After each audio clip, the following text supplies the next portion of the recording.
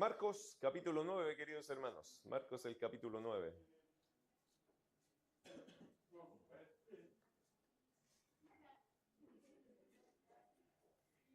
Versículo 30 en adelante, ¿cierto? Vamos a tener la lectura de eso. Es importante, hermano, que nuestros niños, los niños que tenemos acá, y la crianza en nuestra iglesia es que siempre los niños vayan a sus clases. Eso les va a ayudar a ellos y a nosotros también. Pero también a ellos. Ayer estábamos con una iglesia acá, la iglesia de Quilicura, y claro, una cosa que es importante, veía yo que tenían hartos niños, porque están ellos, hay harto matrimonio joven, entonces van a venir muchos niños, y eso es muy lindo. Pero también a ellos les va a ayudar mucho que puedan convivir, ¿cierto? Compartir con otros niños la enseñanza, la educación cristiana, y eso es lo que creo que es bien importante, y para nosotros también va a ser bueno, y así podemos concentrarnos en la palabra de Dios todos. Eso nos ayuda muchísimo. Ahora vamos a Marcos capítulo 9, voy a leerles del versículo 30 al versículo 37. Habiendo salido de allí, caminaron por Galilea, y no quería que nadie lo supiese, porque enseñaba a sus discípulos y les decía: el Hijo del Hombre será entregado en manos de hombres y le matarán, pero después de muerto resucitará al tercer día. Pero ellos no entendían esta palabra y tenían miedo de preguntarle. Y llegó a Capernaum, y cuando estuvo en casa les preguntó, ¿qué disputabais entre vosotros en el camino? Mas ellos callaron, porque en el camino habían disputado entre sí quién había de ser el mayor. Entonces él se sentó y llamó a los 12 y les dijo: si alguno quiere ser el primero, será el postrero de todos y el servidor de todos. Y tomó a un niño y lo puso en medio de ellos, y tomándole en sus brazos les dijo: el que reciba en mi nombre a un niño como este, me recibe a mí. Y el que a mí me recibe, no me recibe a mí, sino a aquel al que me envió. El más importante de todos. Hoy día vamos a hablar un poco acerca de algo que lo encuentro muy interesante, algo que está también puesto a veces en la cultura de en este caso en la cultura de los discípulos, pero quizás también puede estar de algún grado, en alguna forma, en alguna medida, en nuestros corazones. Ya sabemos que los seres humanos, todos en un sentido nos parecemos, todos nosotros tenemos problemas en nuestro corazón. Tenemos a veces algunas ambiciones, algunas proyecciones, y a veces eso puede perjudicar un poco nuestro discipulado, nuestra forma de ver el reino de los cielos o nuestra forma de funcionar en el reino de Dios. Quiero animarles a enfocarse, ¿cierto?, en estos versículos. Mire qué interesante, versículo 30. Habiendo salido de allí, caminaron por Galilea y no quería que nadie lo supiese. Creo que vamos examinando un poco el contexto de lo que vamos a vivir acá. Lo que está enseñando el pasaje, hermano, en realidad es que Jesús, acuérdense o recuerden que la semana pasada estábamos examinando ¿qué cosa? Digamos como el exorcismo, ¿cierto? La liberación de un endemoniado. Entonces, en ese aspecto había una aventura, hermano, muy grande que habían vivido todos los que son los apóstoles, ¿cierto? Los que son los discípulos y también con Jesucristo. Ahora, mira versículo 30. Habiendo salido de allí, obviamente había mucha gente que le llamó la atención lo que había vivido, lo que habían pasado.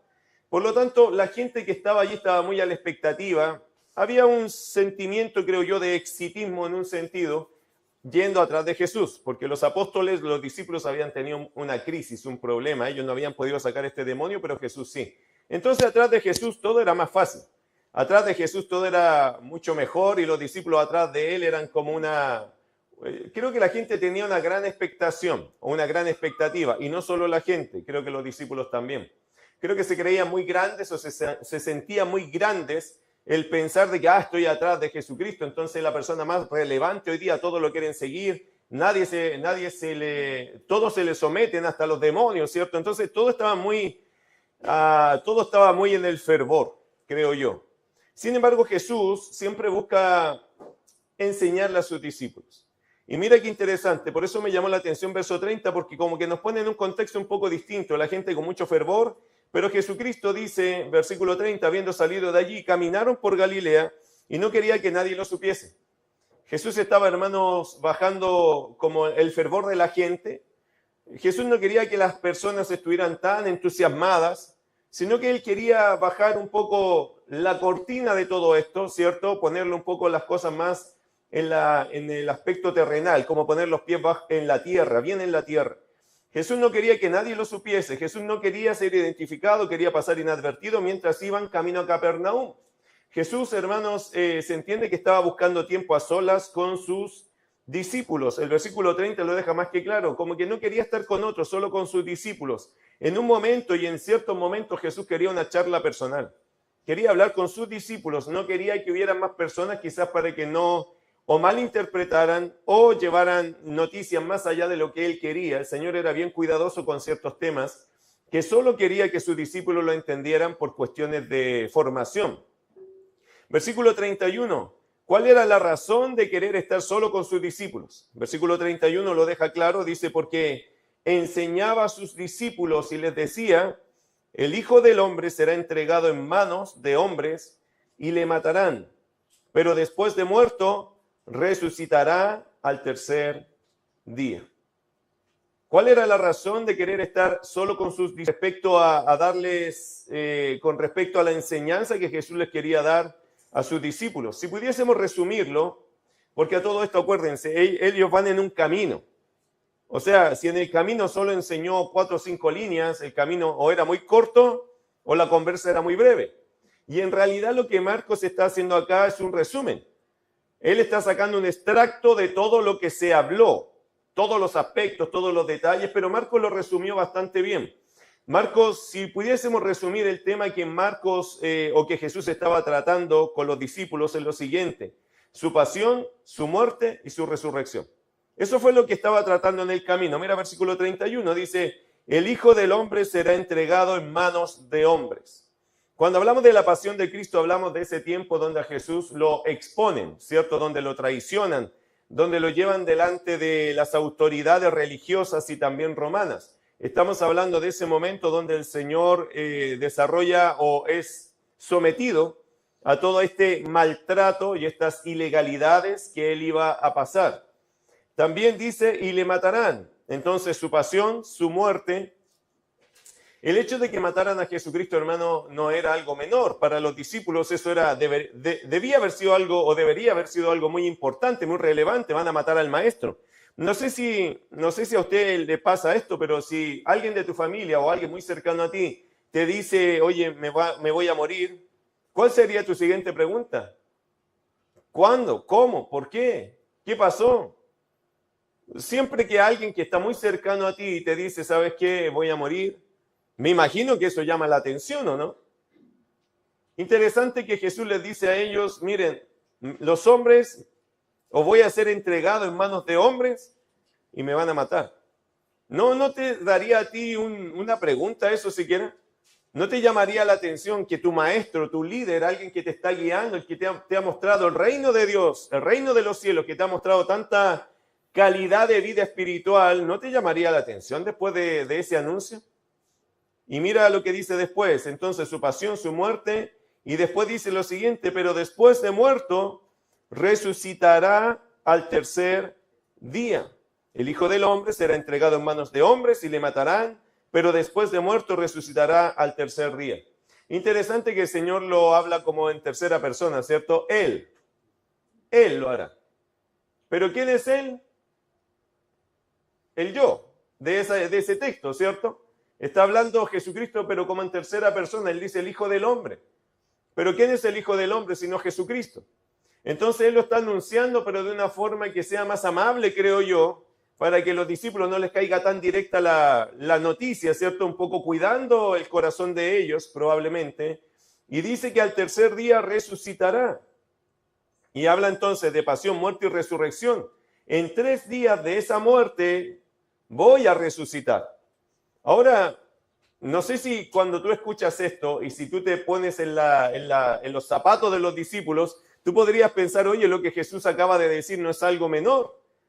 Lo van a llevar, lo van a juzgar, lo van a matar y él va a resucitar después de 3 días.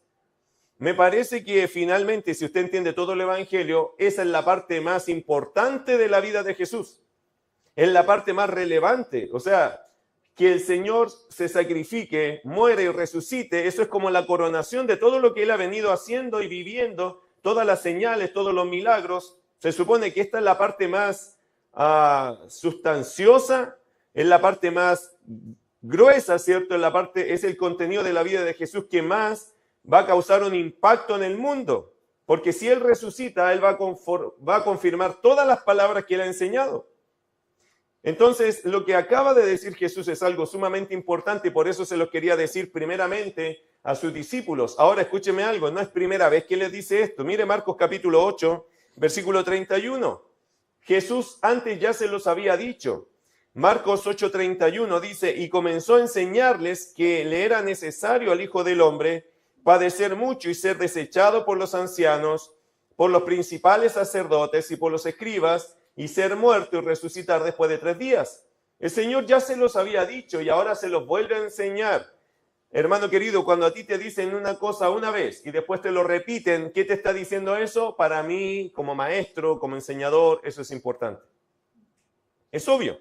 Lo que Jesús está marcando acá, y hermano, no todos los temas los repitió Jesús, pero hubo uno que se lo repetía cada cierto tiempo, se lo recordaba. ¿Cuál? Pasión, muerte, resurrección.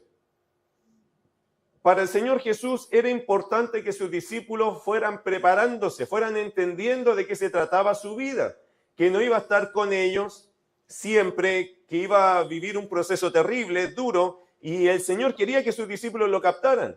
Mira versículo 32, cosa interesante, si usted lo considera así, mira el verso 32, léalo conmigo, ¿qué dice?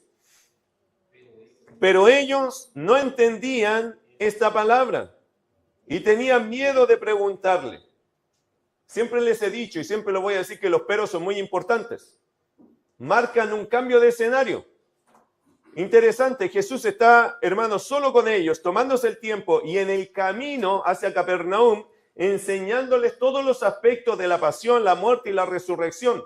Insisto que el Señor no solo le dijo estas 3 verdades así de una forma tan resumida. En el camino el Señor les estaba enseñando de qué se trataba la pasión, la muerte y la resurrección, lo que Él iba a atravesar. Se tomó el tiempo con ellos para esto. Sin embargo, el pero que nos muestra un cambio totalmente de escenario. Jesús quería que ellos entendieran, esperaba Él que estuvieran entendiendo, pero, ¿y eso qué significa? Todo lo contrario, a lo contrario de lo que Jesús estaba queriendo lograr. Dice el texto, ellos no entendían esta palabra. La pregunta es, ¿qué no entendían? ¿Qué era tan difícil entender? Jesús está relatando algo que va a suceder, un hecho histórico, les está contando lo que viene. Ahora, habrán pensado los discípulos con su capacidad espiritual que tenían, estoy seguro que ellos estaban pensando en cualquier otra cosa. Acuérdense que Jesús enseñaba todo con parábolas, pero no a ellos. A ellos les explicaba las parábolas. Y muchas cosas ellos le preguntaron a Jesús, pero en este caso ellos no entendían el mensaje y tampoco quisieron. Mira lo que dice el texto, y tenían miedo de preguntarle. A ver, esto es raro, porque cuando ellos le tenían temor a Jesús de preguntar cosas, siempre le estaban preguntando muchas cosas. ¿Por qué ahora y sobre este tema tienen miedo de preguntar? ¿Por qué ahora y sobre este tema ellos no lo entienden? Entonces, hay muchas preguntas para mí en este versículo, porque ¿cómo no vas a entender un hecho concreto o hechos concretos? ¿Cómo no vas a entender y cómo vas a tener miedo de preguntar por hechos concretos? ¿Por qué no lo entiendes si no es tan difícil, creo yo? El Señor ha contado otras cosas mucho más complejas, pero ¿qué llevaba a que los discípulos no entendieran? ¿Y qué los llevaba a tener tal miedo que no querían preguntar? Ok, con eso en su mente, vaya al versículo 33 y 34, porque creo que ahí se va a desenredar esta madeja, ahí se van a encontrar las hebras de esta madeja y se va a poder desenredar un poco el pensamiento. Porque, hermano, no es difícil entender, ¿cierto?, lo que Jesús dijo. Y ya se los había dicho antes. Y no había razón de tener miedo si no entendía, de preguntar. Jesús siempre les respondió todo lo que preguntaban. Entonces, ¿cuál era el punto? Bueno, el punto está entre el verso 33 y el verso 34. Y llegó a Capernaum, y cuando estuvo en casa, por eso todo esto es camino a Capernaum, les preguntó, ¿qué disputabais entre vosotros en el camino? Mas ellos callaron. Porque en el camino habían disputado entre sí quién había de ser el mayor. Ok, aquí hermanos está la respuesta. ¿Por qué les daría miedo preguntar acerca de este tema? Bueno, versos 33 y 34, aquí encontramos la respuesta a esta pregunta. Porque ellos tenían planes. Planes de reinar o planes de grandeza, o no querían ni pensar en que estos planes cambiarían. Ellos, hermanos, tenían una proyección con Jesucristo. Ellos habían hecho una idea de a dónde iban a llegar con Jesús. Ellos se veían a sí mismos personas importantes atrás de la persona más importante, porque ya habían entendido que Jesús de verdad hacía la diferencia y que Él era el Mesías. Ellos ya entendían eso, pero estaban pensando ahora en planes de reino, en planes de grandeza, y ni querían pensar en la opción de que esos planes cambiarían. Creo que por eso tenían miedo. Ellos veían, hermanos, en Jesús al Mesías, y eso les hacía pensar en la posición privilegiada que tendrían ellos cuando Jesús instalara su reino. Ellos estaban ya sacando cuentas. Mire qué interesante, y mire qué raro, ¿no? O qué feo, pero eso es la verdad. Creo que los discípulos estaban ya sacando cuenta de quién iba a tener y qué posición iban a tener dentro de estos reinos. Creo que ellos ya estaban pensando, oye, a mí me va a tocar tal cosa, a mí me va a tocar tal cosa. Y no era solo simplemente que iban a tener algún tipo de privilegio. De hecho, ellos estaban pensando, ¿quién de nosotros es el mejor?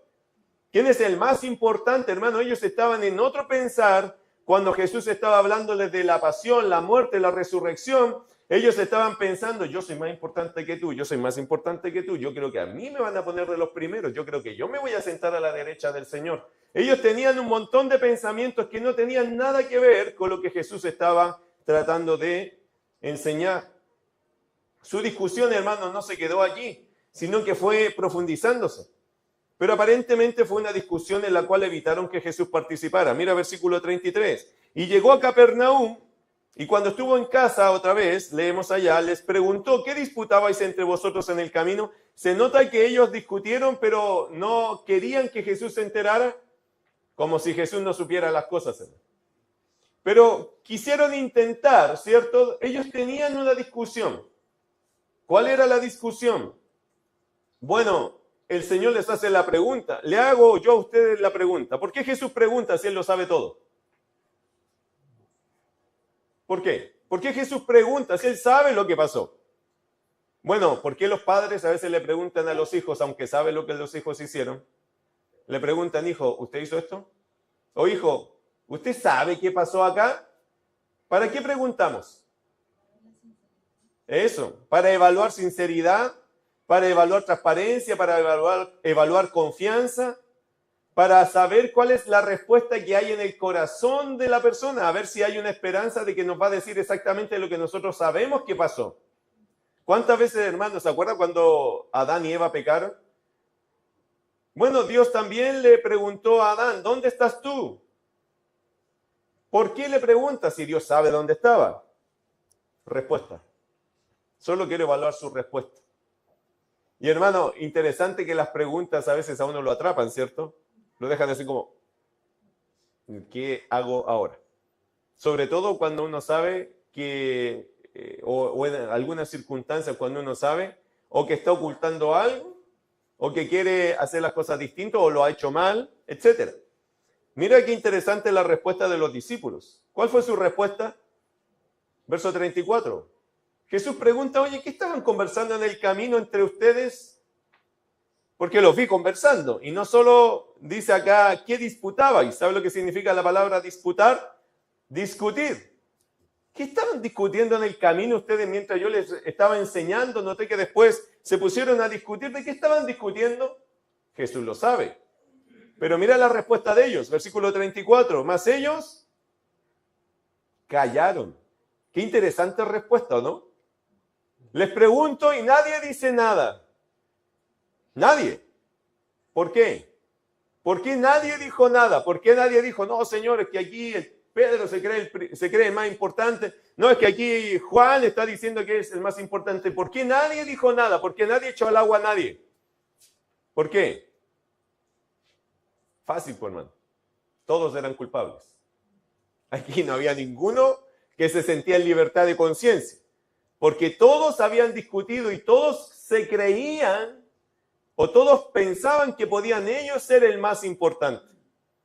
Todos estaban discutiendo acerca de la posición que les va a tocar y por qué ellos podrían ser el más importante. Interesante lo que ellos hacen. Nadie confesó, hermano. Nadie confesó problema, nadie confesó pecado, pero con el silencio todos otorgaron su culpabilidad. Sabían que lo que estaban discutiendo era algo que Jesús quizás no aprobaría, o no era algo que sonaba muy espiritual, sonaba muy de intereses, pero era su realidad. Ellos estaban discutiendo acerca de algo que les daba importancia a ellos, estaban pensando en ellos. Yo no sé si esa discusión la estaban teniendo en medio de que Jesús les estaba enseñando pasión, muerte y resurrección. Puede ser que en medio que Jesús les estaba enseñando algo, ellos estaban distraídos hablando de lo otro. Lo que sí sabemos, eso yo no lo sé, pero sí sabemos algo, que la preocupación dentro de su corazón no estaba concentrada en lo que a Jesús le iba a pasar, sino estaba concentrada en lo que Jesús les podría dar a ellos. Y ahí hay un gran problema, hermano, espiritual, una gran lección. Nosotros, hermano, no podemos estar preocupados de las cosas nuestras cuando las cosas del Señor son tan importantes. Esa es una aplicación para nosotros. Yo puedo tener mis preocupaciones, mis temas, pero yo no puedo poner esos temas sobre lo que al Señor le interesa y le importa en este momento de nosotros. Usted y yo, hermanos, vivimos en un mundo lleno de afanes y preocupaciones, es verdad. Cantamos, corazón no te afanes, pero es verdad que nuestro corazón se afana, ¿o no? Ahora, yo no puedo, hermano, aunque tengo mis razones y mis preocupaciones, no debería yo poner esas preocupaciones o razones antes de lo que el Señor quiere de mí. Porque el Señor está haciendo una obra, aquí con los discípulos está haciendo una obra, está haciendo un ministerio. Hay cosas importantes que considerar. Todo lo que ellos estaban pensando no tenía ningún sentido, era muy banal. Y además era contra el principio, la filosofía del reino de los cielos. Y el Señor se lo va a explicar acá. De lo que Jesús les dijo ni siquiera lo entendieron y tuvieron miedo de preguntar. Interesante, pero de este tema, del tema de lo que ellos estaban queriendo, nadie se retiró, o sea, todos opinaron, todos dieron sus argumentos y defendieron su punto. Preguntamos, hermano, ¿qué era lo que realmente les importaba a ellos? Honestamente, ¿qué era lo que les importaba a los discípulos en este minuto? ¿Por qué tanta pasión en ese tema, en el tema de ellos, y tan poca empatía en la enseñanza de Jesús? ¿Por qué? ¿Por qué tan afanados en un tema que a ellos les importaba y en el tema que Jesús les presentó, ni siquiera le hicieron preguntas? Bueno, porque estaban concentrados en lograr obtener una posición dentro del reino, eso es más que obvio.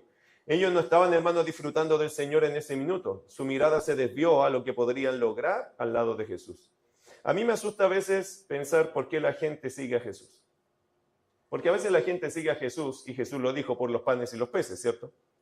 A veces la gente sigue a Jesús por algún problema particular que tienes. Y uno debería seguir a Jesús porque lo ama. ¿Amén? Uno debe seguir al Señor porque lo ama, porque lo valora, porque valora su sacrificio, porque me dio salvación. Esas son las cosas más grandes porque yo debo. Eso debe, hermano, motivar mi corazón. El Señor me dio vida eterna. Esa es la cosa más importante. Todo lo demás que pase o no pase en mi vida, ya pasó lo más grande. Yo ya recibí lo más grande. ¿Qué cosa? La salvación eterna. Todo lo demás, hermano, es añadidura. A veces me preocupa si nuestro enfoque está correcto, es decir, ¿por qué venimos? Hoy día venía pensando qué frío hace. Venía de Recoleta porque tuve que dejar a mi hija ya primero en la mañana, así que nosotros el día domingo, cuando yo estoy aquí en la mañana, a esta hora, yo tengo que salir bien temprano a hacer otras cosas para llegar aquí después. Y venía de allá de Recoleta y allá estaba tan nublado como acá. La neblina estaba densa, igual que aquí. Y yo pensaba, ¿cuántos creyentes entienden que venir a la iglesia no tiene que ver con que esté despejado o esté nublado? Que no tiene que ver con que haga calor o haga frío. Tiene que ver con honrar al Señor. Hermano, eso que te quede muy claro, porque aunque esté lloviendo a truenos, nosotros nos juntamos los domingos a las 10 de la mañana y eso va a ser así. Venga quien venga, llegue quien llegue, nosotros lo vamos a hacer. ¿Por qué? ¿Por un programa? No, por una oportunidad de que la iglesia se congregue, de que sigamos adelante creciendo, de que estos tiempos son importantes para nosotros, para acercarnos a la palabra, al Señor y entre nosotros seguir nuestra fe. Hoy día fui bendecido por conversar con una persona y poder animarle. Ayer, hermanos, estuvimos acá en una ordenación pastoral. Ayer me gocé porque un pastor que nació con nosotros en la iglesia, un muchacho que nació en la iglesia con nosotros ayer, lo ordenamos aquí, pastor de la Iglesia Bautista de la Gracia de Dios de Quilicura. Hermano, esas cosas son importantes al Señor, esas cosas le interesan. Y por eso a veces temo de que el creyente se pueda desviar diciendo es que tengo tantos problemas que voy a ir a la iglesia por los problemas. No venga por los problemas el Señor se los va a arreglar, pero venga por el Señor. Venga porque ama al Señor. Venga porque de verdad el Señor quiere tener una relación contigo. Eso es importante. Lo que Dios quiere establecer con el hombre que es que disfrute de su presencia, que tenga esa comunión, que anhele estar con el Señor en comunión y que eso sea lo más precioso en su vida y que eso sea la cosa que prevalezca en ti, que cuando te vayas de acá te vayas contento, no porque viniste a un programa, sino porque tuviste una oportunidad de estar con el Señor y con tus hermanos, honrándolo a Él. ¿Lo capta? Es distinto, hermano, que venir por un favor, porque las personas que vienen solo por el favor, tarde o temprano se van a ir cuando el favor ya el Señor se los dé.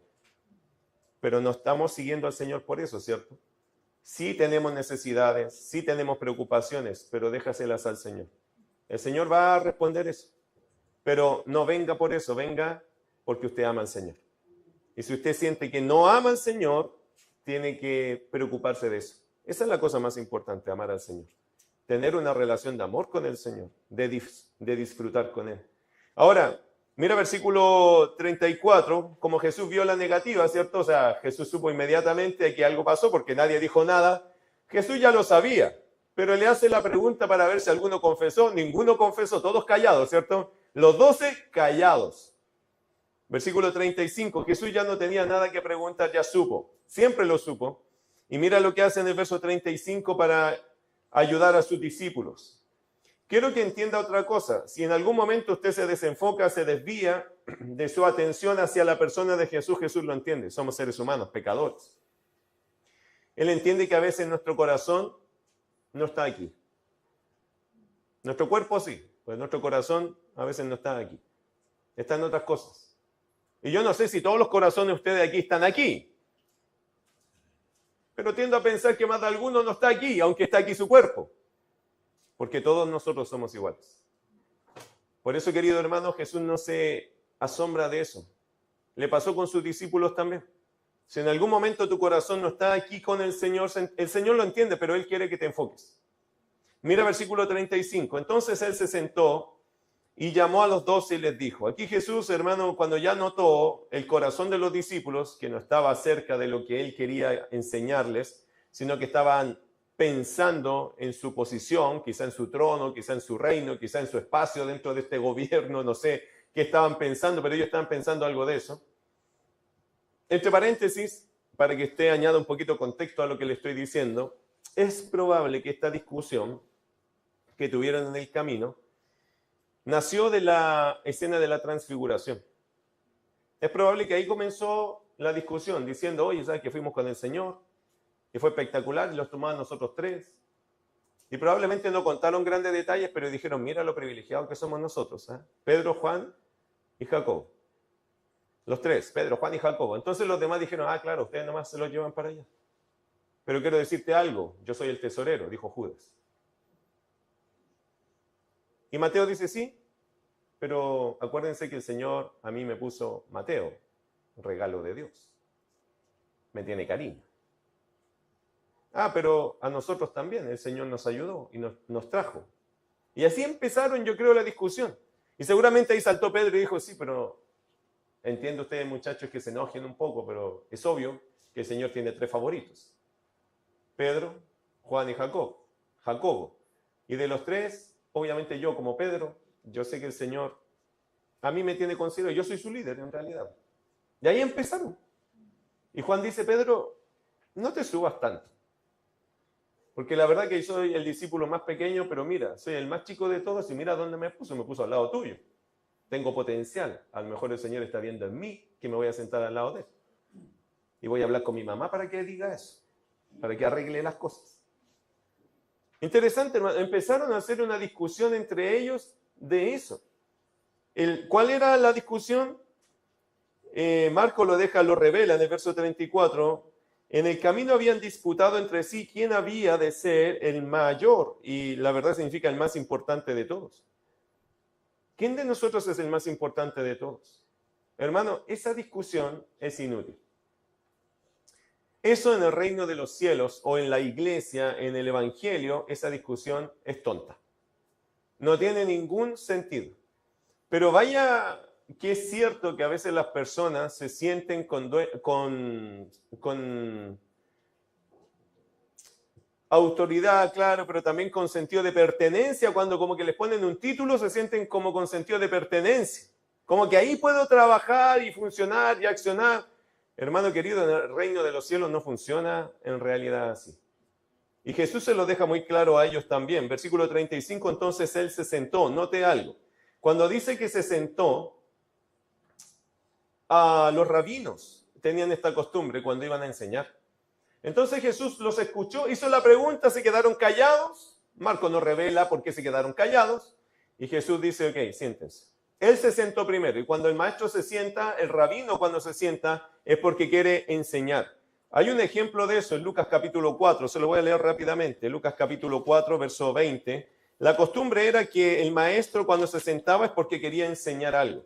Lucas 4:20 dice el texto, y enrollando el libro lo dio al ministro y se sentó, y los ojos de todos en la sinagoga estaban fijos en él. Claro, cuando Jesús lee el rollo, se sienta y algunos dicen, se fue a sentar, como que aquí leyéramos y se va a sentar, pero no es así, no funciona de esa forma en la costumbre judía. ¿Cuál era la idea? Que él leía el rollo y se sentaba en una muestra de humildad, se sentaba a enseñarle a los demás. Como que somos iguales, pero yo tengo el privilegio de impartirte la enseñanza. En nuestra costumbre, hermano, es enseñar, pero de pie. Son distintas culturas o costumbres. Ahora Marcos capítulo 9, versículo 35 dice, entonces él se sentó. Y al sentarse, ¿qué hizo? Chicos, vengan. Los 12, vengan acá que necesito conversar con ustedes. Y les explica, hermano, cuál es el verdadero sentido del reino de los cielos. Ahora, me gusta lo que hace el Señor porque dice que llamó a los 12. ¿Qué significa eso? Que no los expuso. Que no quería que ellos quedaran en vergüenza pública, no los expuso. El error que cometieron era un error, pero no quería que todo el mundo lo supiera. Era un error, pero Jesús quería entrenarlos a ellos. Jesús quería estar con ellos, tratar con ellos. Versículo 35, entonces él se sentó y llamó a los 12 y les dijo, si alguno quiere ser el primero, será el postrero. El postrero de todos, dice, y el servidor de todos. Y ahí está, hermano, lo primero que quiero yo señalar acá o tomarme el tiempo para eso. Si alguno quiere ser el primero, el más importante, porque esa era la discusión, será el postrero de todos y el servidor de todos. Y hermano, esta es la regla en el reino de Dios. Los grandes son los que se colocan en lo último en la fila. Eso es lo que está diciendo literalmente. Si alguien quiere ser grande en el reino de los cielos, tiene que ponerse en lo último en la fila y quien está dispuesto a servir a todos. Este es un grande en el reino del Señor.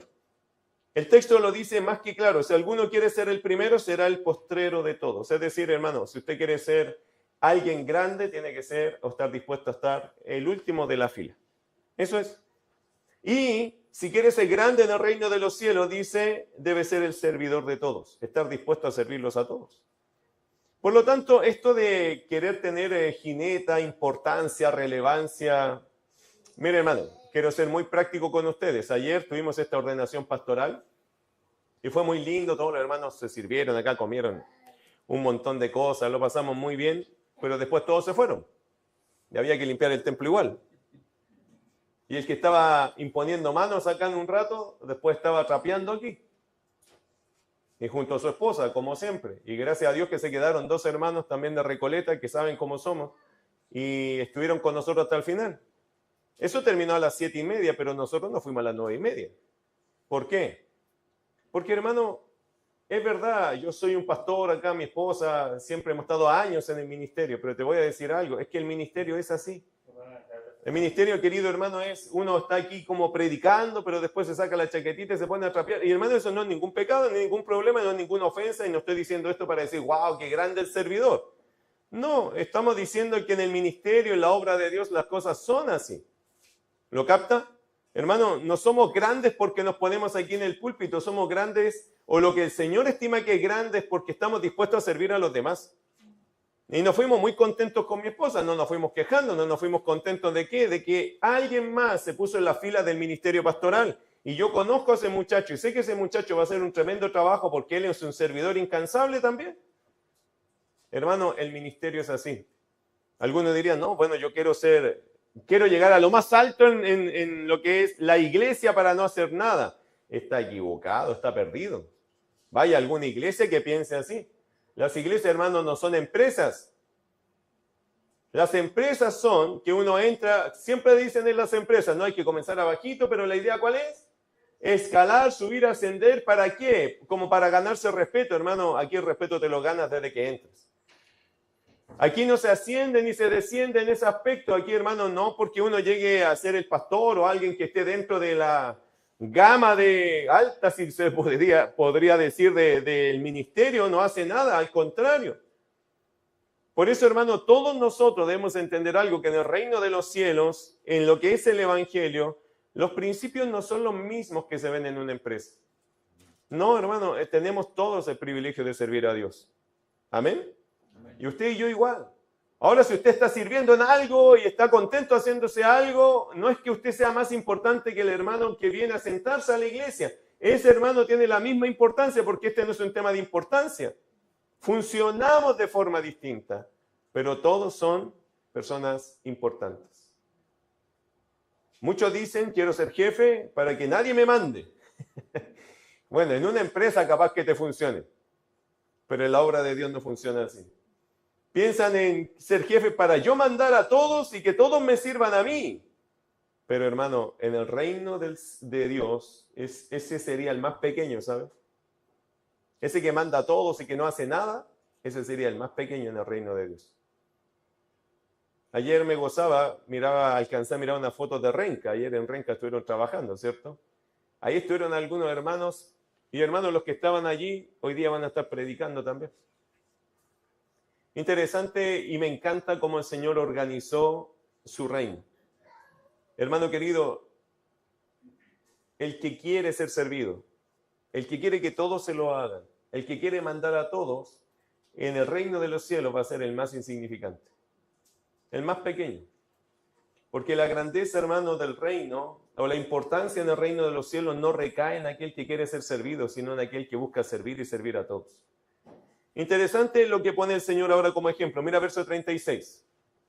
Y tomó a un niño y lo puso en medio de ellos.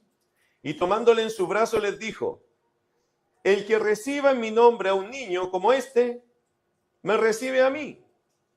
Y el que a mí me recibe, no me recibe a mí, sino al que me envió. ¿Por qué pone a un niño en medio? Entre paréntesis, era un niño pequeño. ¿Por qué? Porque lo tomó en brazos. Ahora, un niño pequeño, ponga 3 años, 4 años, y el Señor vio a un niño, yo no sé de dónde salió el niño, pero justo aparece un niño y Jesús lo llama y lo toma en brazos. El Señor usaba niños para diferentes casos. Pero en este punto, ¿por qué tomó al niño? Y lo puso, dice, en medio de ellos. ¿Ve que Dios, el Señor es didáctico? ¿Por qué lo pone en medio de ellos? Para que todos lo vean. Esa es la idea. Estaban los dos, el Señor enseñando. El Señor toma al niño y lo pone en medio, lo señala, lo hace que lo vean. ¿Por qué un niño? Bueno, hermano querido, cuando uno levanta una empresa, ¿también hay que servir niños en una iglesia? ¿También hay que cuidar niños en una iglesia? ¿También son valiosos los niños en una iglesia? Absolutamente, hermano. ¿Pero por qué para nosotros son valiosos? Porque los amamos. No nos puedan dar algo, sino porque sabemos que nosotros tenemos que cuidar de ellos. ¿Lo capta? Pero ese es el espíritu de lo que es el reino de Dios. Uno tiene que preocuparse de los niños, no solo de los niños, de todo el mundo, pero aquí lo que Jesús está diciendo, preocúpate de todas las personas. No te preocupes de ser grande, preocúpate de servir, y en eso que tú sirves puedes servir incluso, y debes incluir a los niños. Versículo 37, el Señor hace un realce interesante, dice, El que reciba en mi nombre a un niño como este, me recibe a mí. ¡Wow! Qué importante eso, ¿no? Y quiero que entienda algo, hermano, cuando uno sirve al Señor y considera a todas las personas, eso es lo que le agrada al Señor.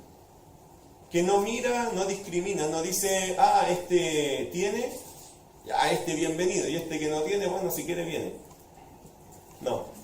Acuérdense que Santiago hace esa misma denuncia. ¿Se acuerdan que Santiago dice que cuando entre una persona con anillo de oro y le dicen, siéntate aquí en buen lugar, y al pobre le dicen, no, siéntate aquí a mis pies, no hace distinción de personas?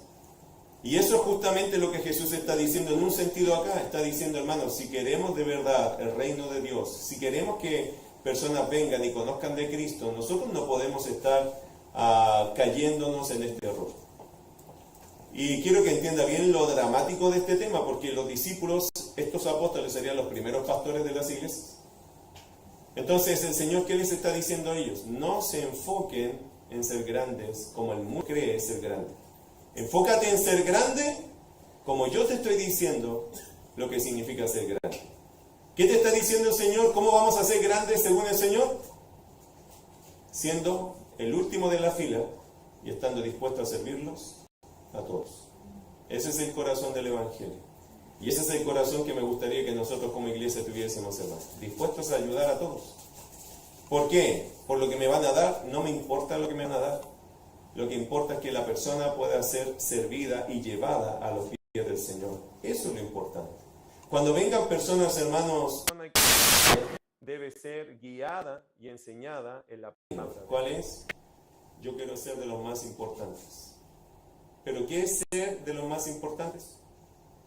Ponerse siempre al último en la fila y estar dispuesto a servirlo a todos. ¿Quieres ser parte del reino? Amén. ¿Quieres ser parte de este reino? Amén. Hermano, si quieres ser parte de este reino se puede.